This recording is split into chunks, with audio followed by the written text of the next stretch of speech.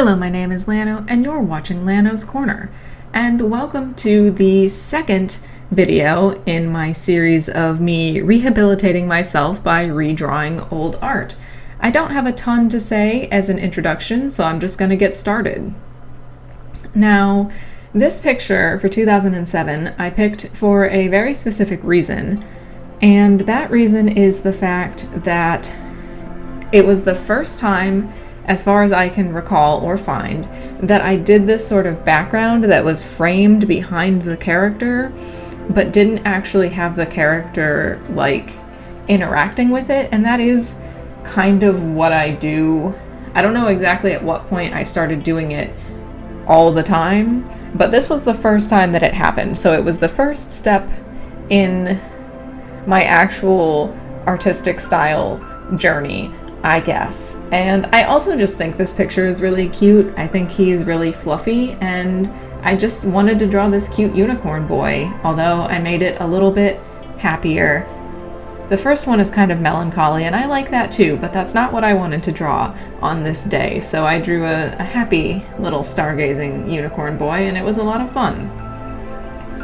This also gave me the perfect excuse to do the kind of background that I tried to do in the last video, which is a stippled sky background, which I like to do a lot because it helps fight streakiness, which is always a problem when you're coloring large areas with marker. So it gave me an excuse to do that, and it also gave me the ability to do a finished background, which I promised that I would do, and to have a very dark background so that our little friend here would stand out as the brightest thing in the image. And you'll see that. I did actually have an idea I wanted to try out to make him look like he was glowing, but I tested it on a different piece of paper, and unfortunately it straight up did not work. So maybe I'll figure out something like that in the future, but for now we just have a very dark background to make him stand out more. I noticed when I was doing this part, because I had to use the brush tip again, and I really still don't like them. I had ordered, during this, I ordered a new black marker with a chisel tip and also some other markers, but they hadn't arrived yet at the time, so I was still using this one, but I can definitely tell that I have a lot less control than I used to and a lot less range of motion in my wrists, and I do think that my art has more marker bleeding in it than it used to, just because I'm lacking the control that I used to have, and so things just bleed a lot and I have to make a lot more corrections just because I can't tell where the tip of the marker is and I can't like move my arm or my wrist. It's very frustrating actually, so hopefully that's something that I will get back. We can hope. I mean, that is one of the goals. I also wanted to do more play of color in this one, but you know, I said in the last video that I like Prismacolor because of their vibrant, bold colors, which doesn't exactly make them the greatest for pastels, but I still think that it turned out pretty interesting looking. Definitely not really what I was thinking when I started it.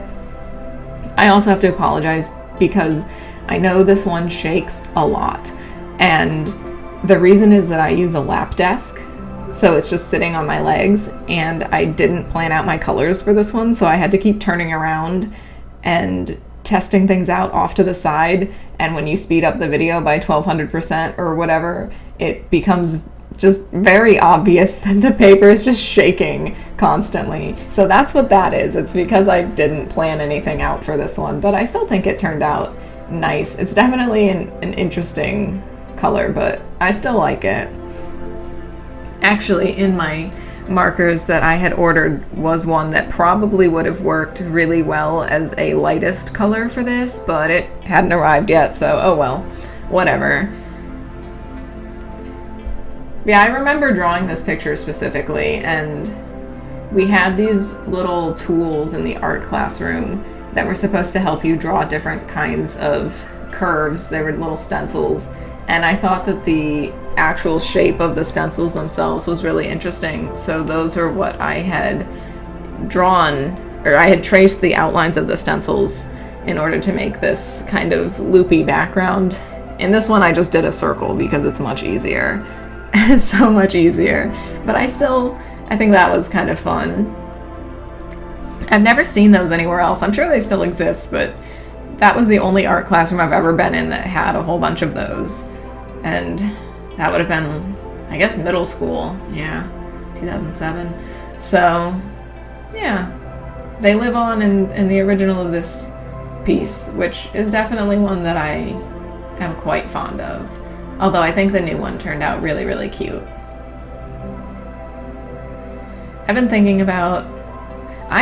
thinking about so many things in the making of this particular video. Like, these art pieces have brought so much to mind. My head has just been so busy.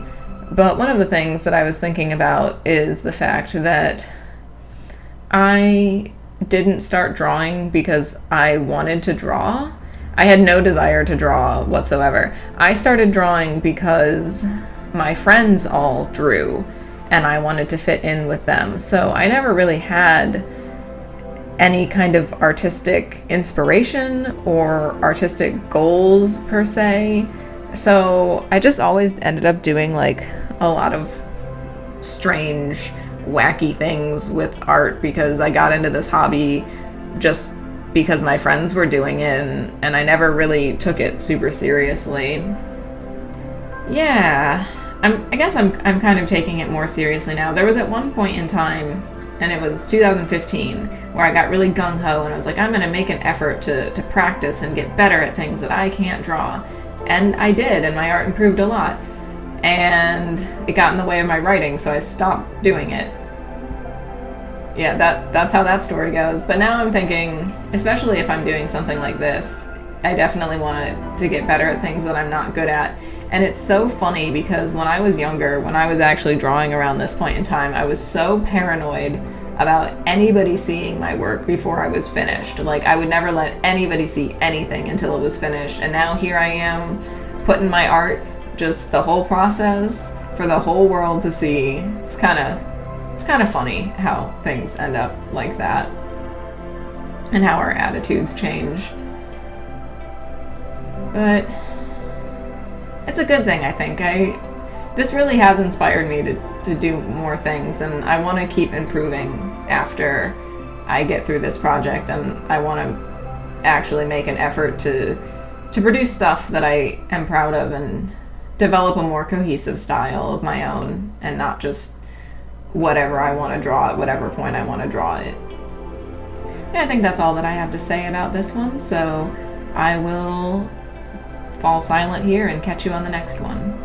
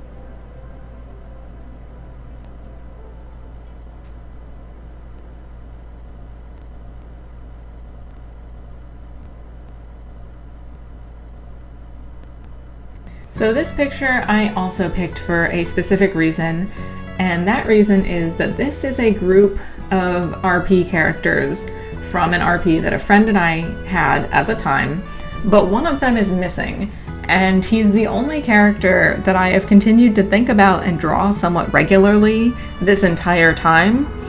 And I think when I drew this originally, they hadn't met him yet, so it makes sense that he's not here, but he deserves to be here. He's my beautiful baby boy and he needs to be here. So my goals for this piece were to add Dante and also to have a big group shot, because this is the picture of the ones that I picked to redraw. This is the one that has the most characters in it. And I wanted them to actually kind of be interacting with one another, which I have been historically not great at. So yeah, those are my goals. I think I met them, although it did also highlight a bunch of stuff that I need to work on. Like, I've been trying a new kind of method of doing the torso first because it helps, like, line of action stuff, I guess. And also for just like the proportions of the faces and things like that. This is something that goes back to before I got injured, but because I never really had a goal of what I wanted with my art, and I was always just kind of stumbling blindly, anytime I saw something I liked, I would try and replicate it for a little while. And so I had ended up with a style that just was kind of unsatisfying to me. And I went through a bunch of my older art and found out that one of the things that I definitely missed was like the bigger, shinier, more anime type eyes. And so I definitely want to go back to that. But just the way that I draw faces is so different now. So I don't 100% have the proportions down yet for how I want to draw things. But even so, I think it turned out pretty okay. It just highlighted a bunch of stuff that I definitely need to work on for the future. So I'll go ahead and introduce the characters, since by this point in time they have more or less all appeared on screen. The one in the center is Nyari. He was my main playable character, and he was just kind of a grumpy little brat boy.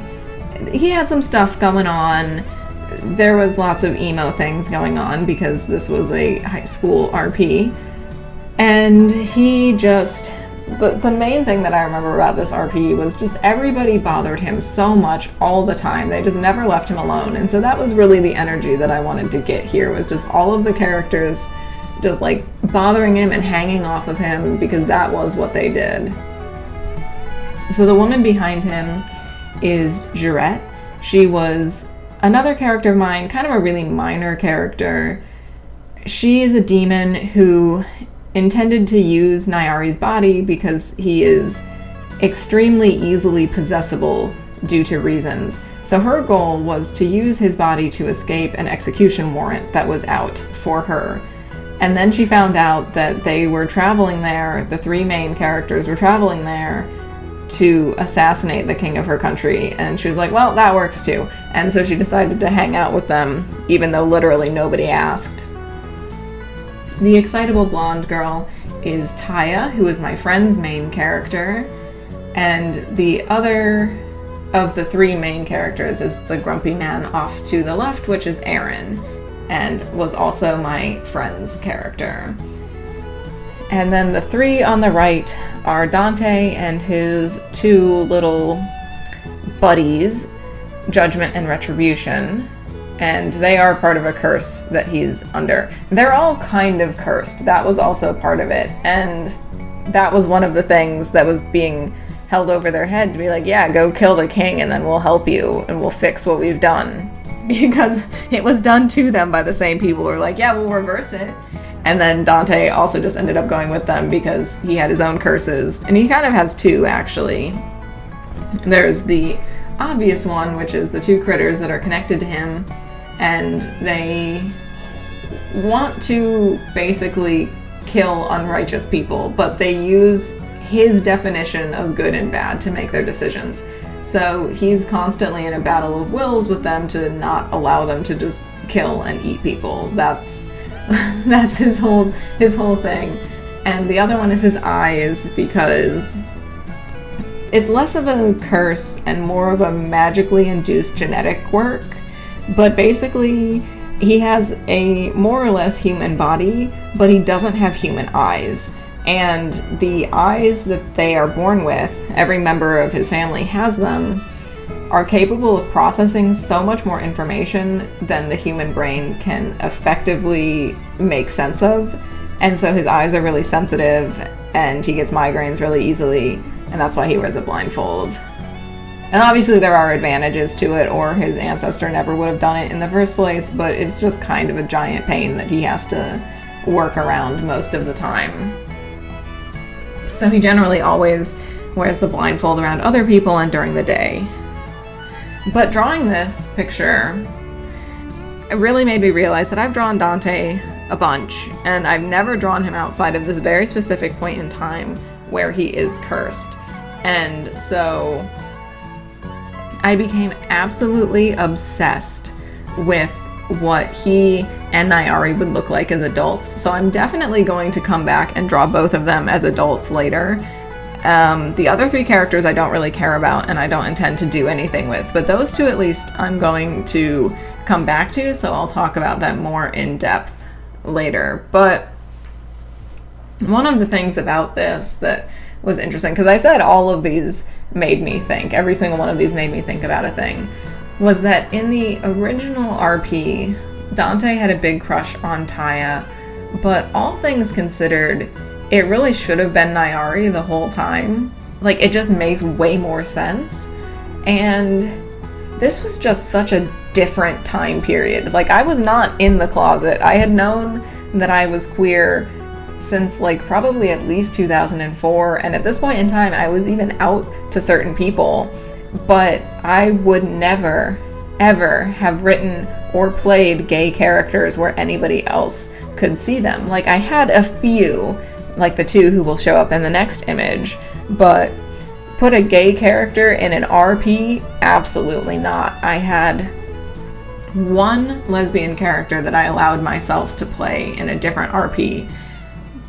It was such a weird time, and I've noticed that with a lot of creators my age, is that we kind of have to go back and reclaim characters from ourselves and storylines from ourselves that we just couldn't tell the way that we wanted to at the time.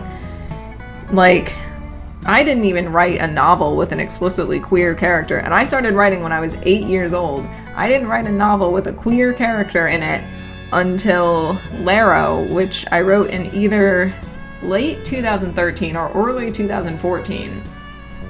So I was out of college. I had graduated college by the time that I wrote my first confirmed explicitly queer character in a novel as a queer creator. Like, that's mind-boggling, but it is so different nowadays. And that's something that I think, you know, we always see like debates about representation in media, and especially because I like animation, there's a lot of debates about representation in Western media and cartoons that kids are exposed to.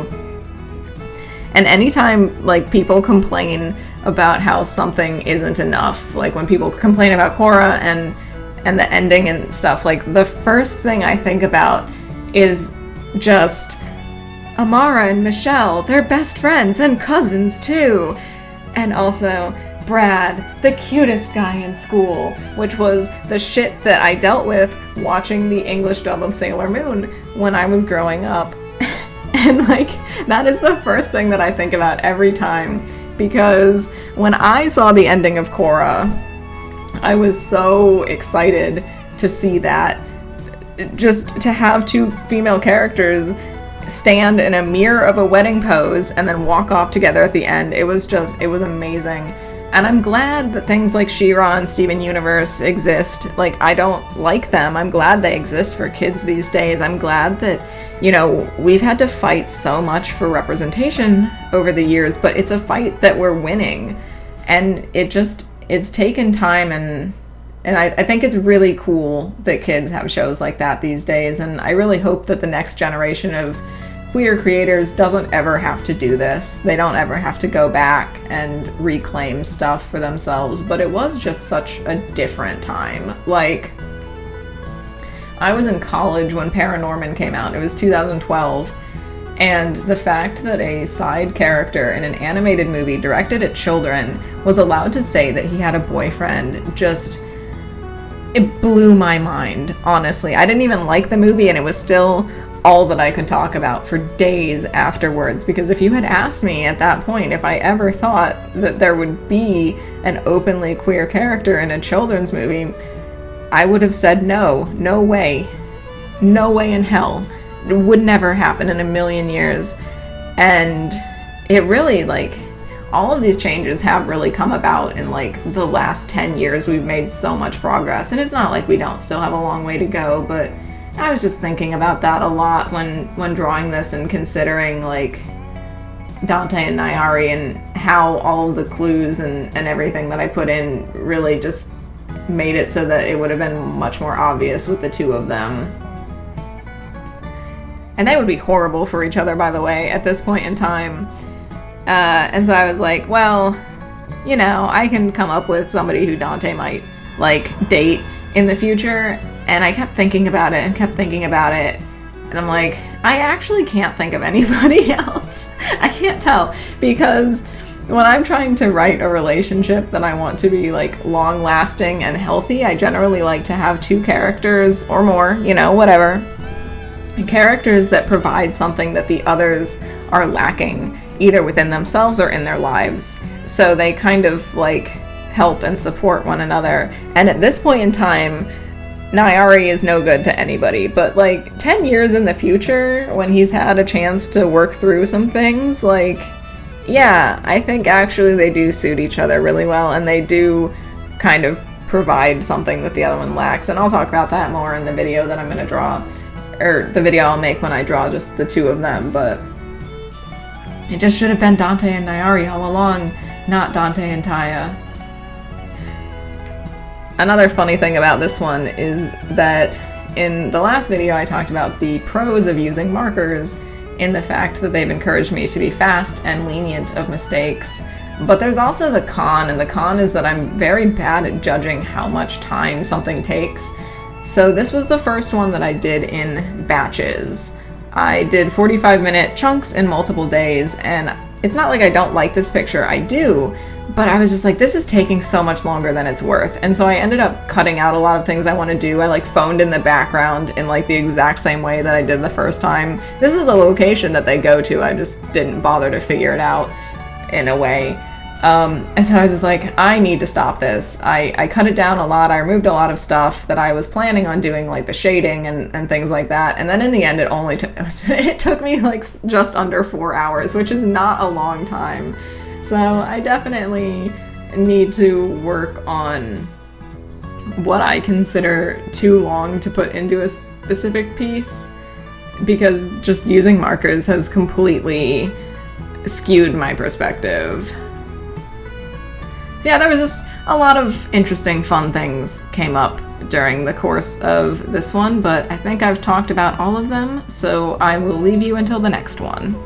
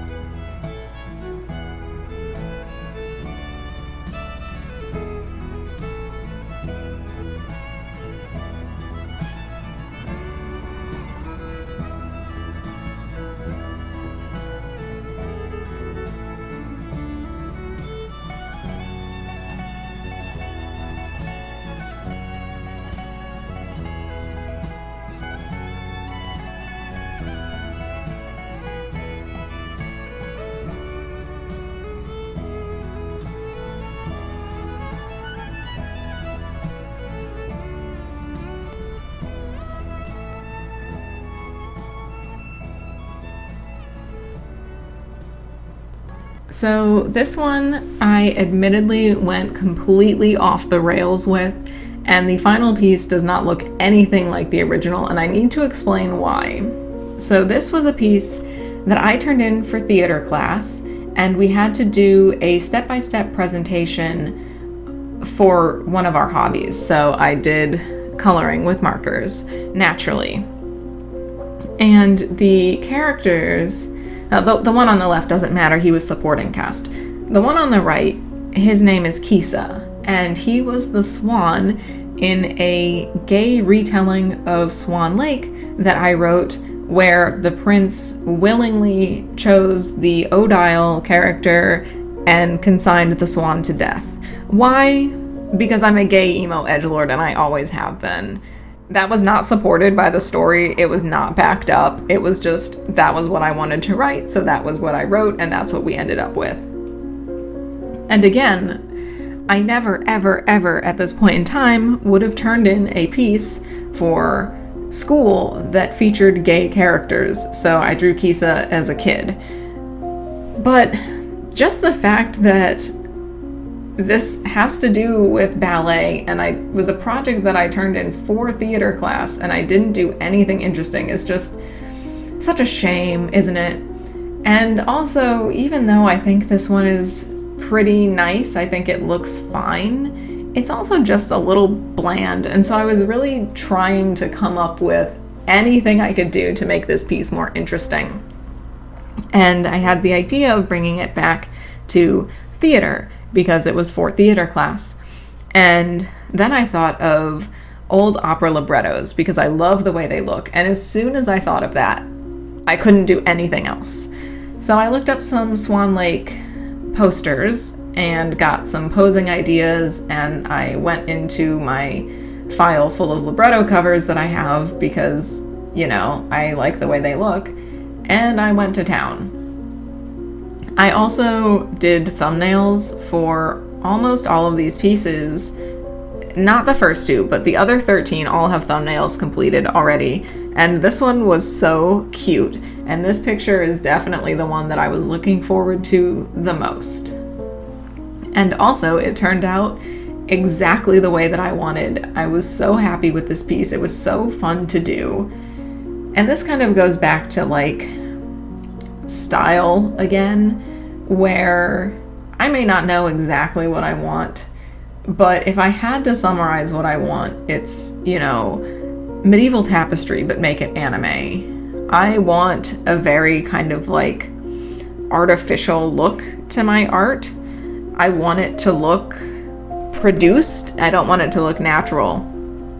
I don't really know why, but this is what I like. So this is exactly the kind of thing that I want to be drawing. And so being able to do this was really fun, and I might do other stuff in this style in the future too. But yeah, I had a lot of fun with this one. A lot of libretto covers are either just a lot of fancy black line work, or they might have one or two colors. So I just did the plants off to the side, and the two figures in the middle are colored, and everything else is a shade of yellow because, you know, they're also mostly old and yellowed paper. And whether or not this looks like old yellowed paper, I don't know. I tried. I think it looks nice. It looks the way I wanted it to look, so that is what it is. Also, even though it doesn't look anything like the original picture, at this time I was in AP Art, and you might be like, Lano, why were you in AP Art if you didn't care about art? And this is probably a story for another day, but I was signed up for AP Art against my will by the teacher. I didn't even have the qualifications to be in the class. I just showed up to the guidance counselor's office, and they were like, oh, I see you're taking AP Art next year. And I'm like, am I? So yeah, I was in AP Art. And the theme of my portfolio that I turned in at the end was like the easiest thing that I could think of doing without having to care about it. And I don't remember the exact theme, but it was something about like enhancing visual storytelling with Victorian flower meanings. And so these flowers off to the side are supposedly, don't look them up, I don't think I did a good job. They're red dahlias, which mean betrayal, They only kind of look like red dahlias, but they look the way I wanted them to look for the purpose of this cover. Anyway, so yes, it fits the art style that I was doing at this time, the kind of art that I was turning in for class, even if it just wasn't this piece of art. So this is the one that's the farthest away. Everything else is more or less just a redrawing or a reconceptualization, man, I cannot talk, of the same piece. But this one, sometimes you just have a really good idea and you have to do it. Sometimes it's just like that.